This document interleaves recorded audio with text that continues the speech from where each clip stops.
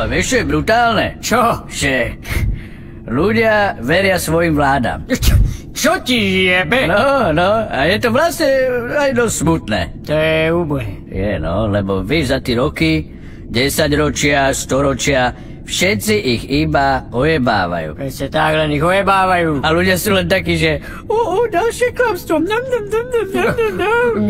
ďalší ojeb, daj mi ešte ojeb, daj. Ďakujem za ďalší ojeb. Stále viac ojebov. Ľudia sú len takí, že chutí mi to. Poprosím si ďalší ojeb. Mohli by ste mi dať ako prílohu ojeb k tomu ojebu? Strč mi ten ojeb do mojej malej ľudskej ryti. Strč mi ho tam celý. Tomu ver však. Ľudia sa už majú aj tak pekne na piču, jak napríklad vysoké ceny. Teraz čo, ako dane, alebo všeobecne ceny, ne? Že robia aj kokoti, jak muklujú. Však všetko aj... A majú z toho piču, ne? Materinskú. Celý čas makajú, jak jebnutí. A keď si ledva naškrapkajú, víš, niečo, a niečo si kúpia a skapú, tak ešte z toho platia potom. Daň z toho. No, jak sa to povie? Daň z... Počkaj.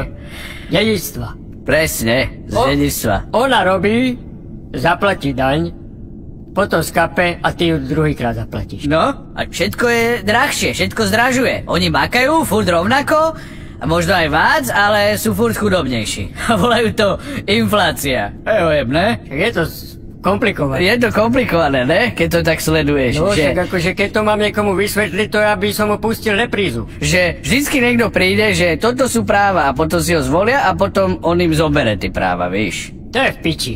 No. Ale víš, čo mi nejde do hlavy, že oni vypadajú tí ľudia, že sú s tým v pohode. A nemali by sme tam prísť a urobiť porádek.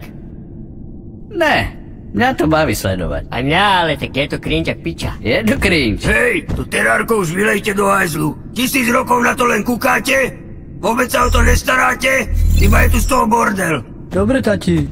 Furt hučíš po nás.